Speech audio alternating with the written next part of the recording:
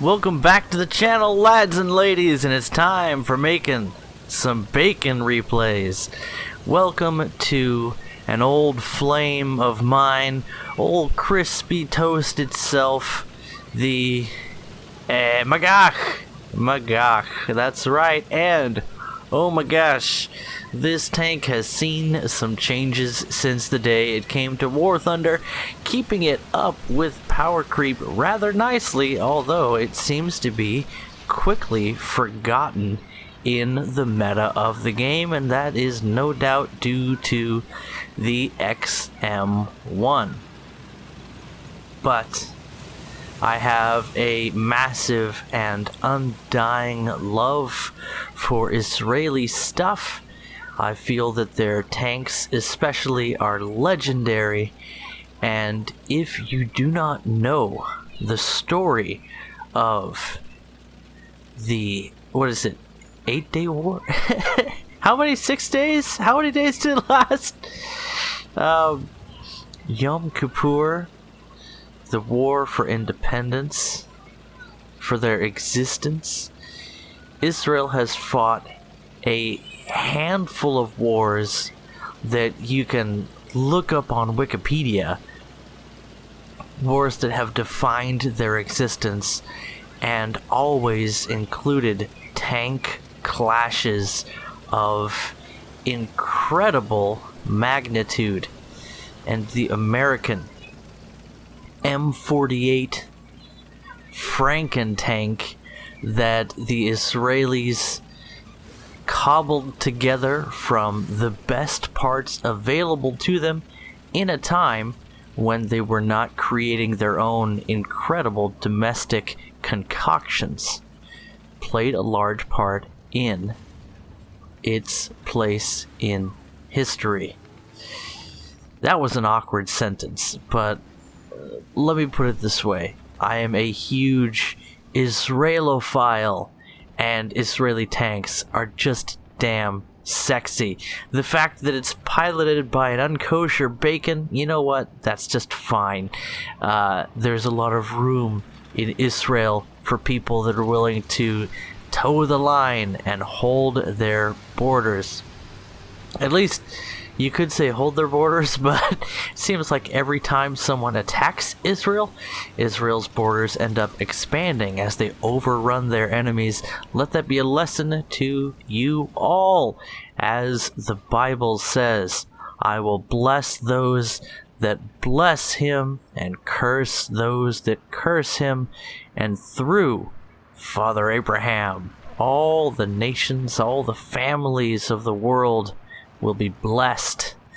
So, get behind those Israeli tanks. It's the safest place to be, in the lap of blessing. And in case you needed any proof, here today, the Bacon Man, firing through optics that actually have magnification, because the Shot Cal Dalet still has no magnification for its optics and doesn't even tell you what the optics are in the X-ray. Not that I'm bitter, but I would love to play my 8.3 British Premium. Please, Gaijin, give me optics. In any event, Bacon Gaming in the Magach with his first and soon-to-be second kill, S-Tank, a formidable foe, sitting now at the same battle rating, Heat FS, capable of punching through the upper frontal plate even at these extreme angles, and yet post-penetration damage minimal. Even so, setting a fire is all you need in War Thunder, as the quickly snuffed diesel fuel that makes up the fuel tanks, which act as extra armor on S-Tank, intentional to the design, do not function that way in War Thunder.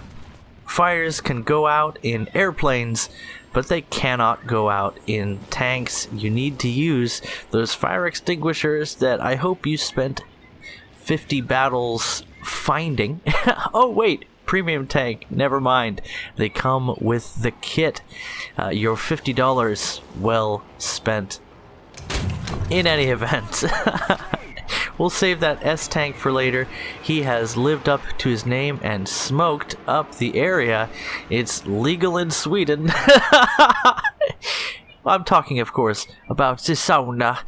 But, like it's nothing, holding down this hold-down position, using his fantastic optics and good ballistics for his Heat FS rounds, to good effect, bacongaming, playing the Magach the way nature intended, holding down a good defensible position, making use of his 10 degrees of gun depression that is standard kit for American MBTs, entering into an age where the MBT is a thing, and playing an anachronism M48 with add-on ERA, fancy-dancy smoke dispensers, a fantastic 105mm gun, and some of the most competitive Heat FS rounds you can find at a 7.7 battle rating.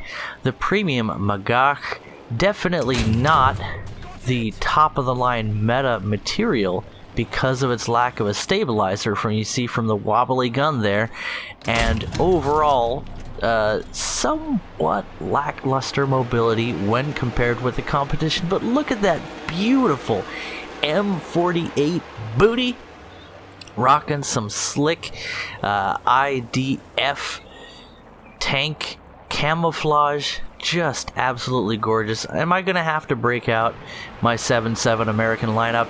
You know, I think I might have to. I've got a fancy jet or two, I've got Magach, and it might be time. In fact, when update 1.97 drops, which is something I'm very much looking forward to now with Swedish ground forces, as Bacon pops over the ridge, pops a tank, and drops back down into cover. Standard UN approved defensive tank tactics, actually able to play the real world tank meta, even with shorter firing ranges than what you would prefer in this, the game of War Thunder, a scene not seen all that often. Almost a straight line shot to the enemy, whatever the heck that was. The ERA on his turret protecting him from that whatever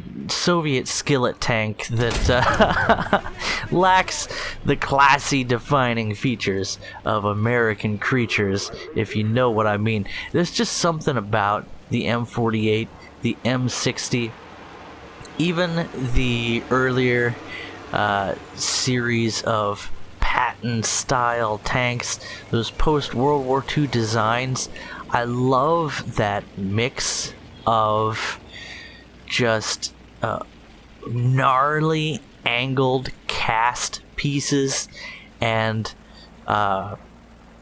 bent, the stepped up engine deck with like the curved over sides, so damn attractive in a tank. And the only thing that could make it more swarthy is a brace of machine guns mounted atop the turret, and in the Israeli design you find your dream tank. I really like the looks of this tank, and you can tell I have a picture of Magach as my user profile image for, what is it? Is it Live.War Thunder? I think it's Live.War Thunder where I have the Magach. Toshio_1987. Same as my username in-game. I might actually change that one of these times. But I haven't been mentioning much. This is sort of a running trend for me now about what Bacon is doing, because he's been doing the one thing that you should do to do well in this tank, and that is to hold down a ridge, to back down the backside, to pull up when the enemy is moving around, and to gun them down. Now, MetaDave doing something in IS3, and Eastern European Jesus in his heavy tank, but that's not the important part of this replay. The important part is that he died, and he died for you. But even more than the fact that he died for your entertainment is that he rose again in the ever intimidating MiG-9. I'm not sure if this is a MiG-9L or a MiG-9, but he is going to close the airspace of this match, and that is something that I have encountered with MiG-9 pilots. When I know that there's a MiG in the match that I'm playing, and again, I tend to play around 6-7 and lower, and I love my closed air support. When I get in the sky and I hear a jet, I dodge their first pass, and I hear that ka-chugga-chugga of cannons, I know that the airspace is closed. There ain't nothing I can do against a good MiG-9 pilot in my close air support machines other than flail around and hope he gets tired of making gun runs on me. Unfortunately for MetaDave's opponents, is he Eastern European? I get the feeling that I'm incredibly stupid about my geography because I am. I'm so bad with geography, right? There are 2 towns closest to where I live. One of them is a little bay, and one of them is a small harbor. We'll call them Little Bay and Small Harbor. And they're in opposite directions from where I live, right? And for, let's say, the first 20 years of my life, I kept on getting them confused. Which one is in which direction? You think it's funny, but like, it's not. I'm really bad at knowing where things are. Let's put it at that.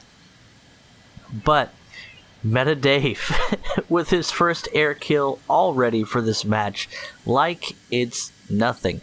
And now he is playing a game that you don't often see. But let's keep something in mind here as we hear another prop closing into the kill zone of this shark of the skies, this apex predator, the killer whale that is MetaDave in the MiG-9.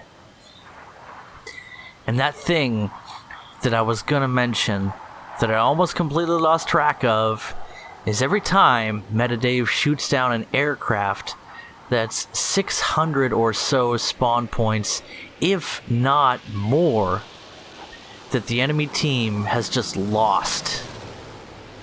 He is making an incredible contribution to shutting down the enemy team by shooting down the enemy team, as with a quick volley, a narwhal goes tumbling, falling, and crashing into the water below.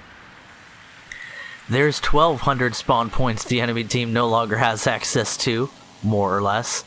A prop coming in, a prop below, running out of energy. MetaDave pulling the vertical loop, ready to drop down on his foe, and in the top of the loop, as you do, checking around to see who else is in the area. We hear a second propeller closing in onto MetaDave's location, and this time it's an ME-410, and it's no more.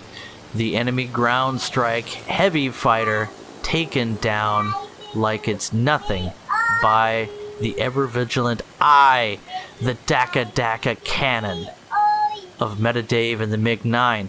Enemy sounds like a BF-109 on his tail, and my toddler wants my attention. Here I am, how do you do? She's singing Daddy Finger.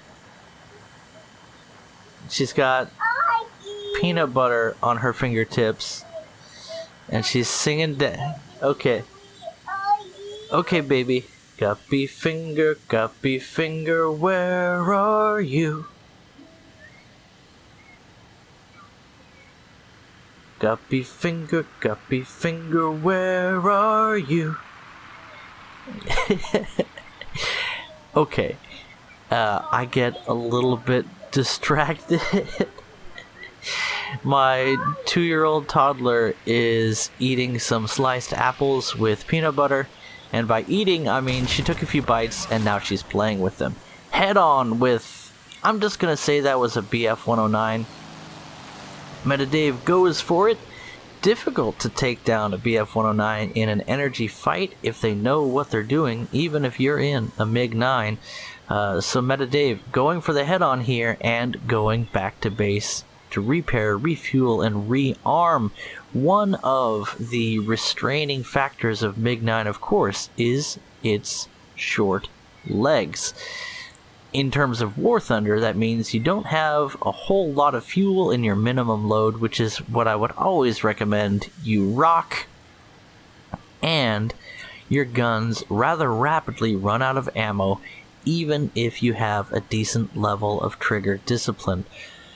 So, ignoring the fact that BF-109 did get some hits into MetaDave, which, with the power of German 20 mils, even 30 mils, depending upon the model of 109, it is somewhat encouraging that MetaDave even survived that encounter. Going for the head-on as a BF-109 pilot against a MiG-9, I would take those odds. I would recommend that in most circumstances, but MetaDave, very rapid, very quick, very effective at taking his foe down and looking into the beautiful cockpit of MiG-9 as he returns now, after a quick cut, to the battle area. Keep in mind that with 4 air kills, he has drained the enemy team of upwards of 2,000 spawn points.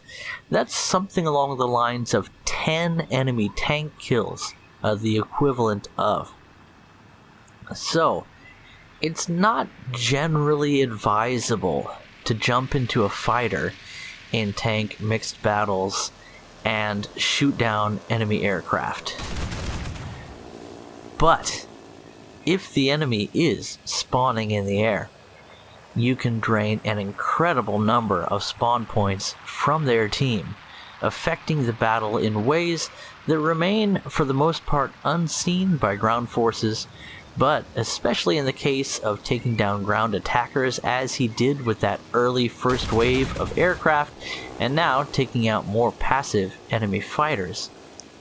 MetaDave has really let the pressure off, giving breathing room in the skies, in the air of War Thunder for these tank mixed battles. I always see people, this is a fairly common complaint for dedicated ground people, and I know that MetaDave has been seen associating with that leader of the Cone cult, Cone of Arc. Cone is one of those people that is almost entirely dedicated to playing tanks in this tank game, and I completely get that.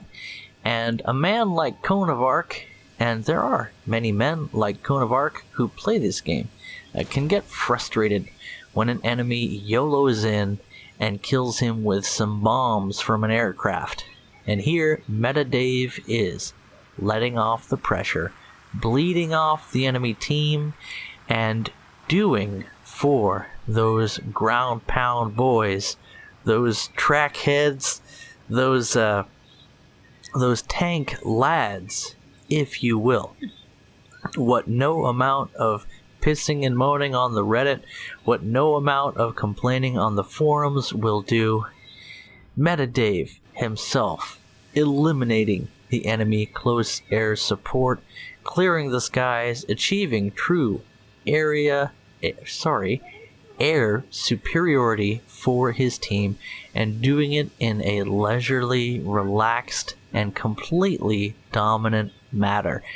This is the experience of the MiG-9 in Tank RB for the vast majority.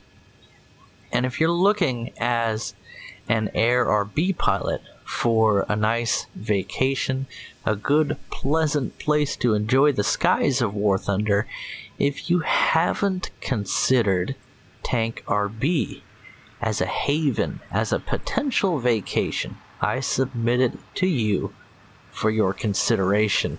As for myself, I love to fly close air support and then, potentially, depending upon the situation, move into an anti-air role. And yet, I also really enjoy lineups where I have some air superiority fighter, the MiG-9 being an example of such that is incredibly reliable, as we hear another victim whirling his propeller down below and MetaDave moving in on his target. Sometimes, especially when I'm feeling frustrated with War Thunder and I just want a good, fun, relaxing game, I'll do everything I can to get into one of these air superiority fighters, and if I don't see an enemy aircraft, you know what? That's okay. And if I do, well, I'll send them straight to Gulag and let the hand of Stalin sort them out. And with 6 air kills and 2 ground kills, let's say 100 RP for those ground kills at 200 RP, and 500 for each of his air kills, which is the bare minimum, right? So that's 3,200 RP drained from the enemy team, anywhere between, say, 15 and 30 enemy ground kills, the equivalent of in terms of RP. And yet, was this an exceedingly mentally taxing, stressful, adrenaline pumping challenge? Or was it a vacation in the skies of War Thunder? Was it relaxing and elegant?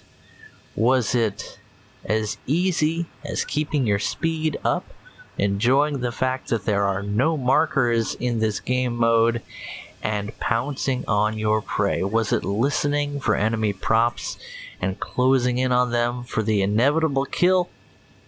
Was it remaining safe in the knowledge that you are an apex predator, a top battle rating jet in a land where prop aircraft are still desirable, because that is the nature of Tank RB?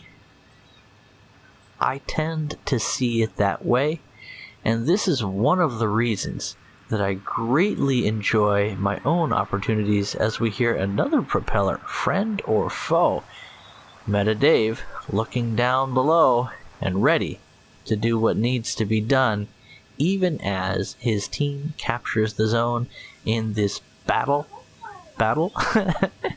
and pulling a circle around the combat area. MetaDave rests securely in the knowledge that he has contributed massively in this match. And again, this isn't something that always happens.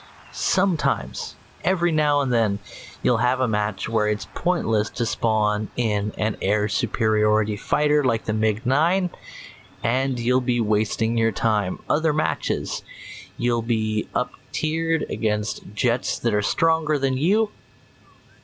But even in that situation, because of the lack of markers, and because of the fact that the enemy does not have the opportunity to climb for 6 to 8 minutes before they get to you, building an energy advantage, you have so much more flexibility and opportunity to be effective in Tank RB matches as an air superiority fighter, and there is definitely a need and a call for those activities in the vast majority of matches.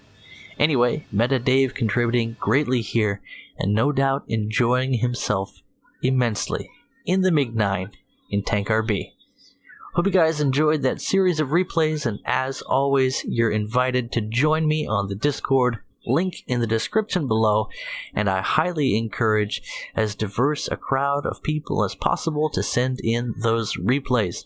I don't just feature my friends, but I like to think that the door is open for you to be my friend. So take advantage of the opportunity if you so desire.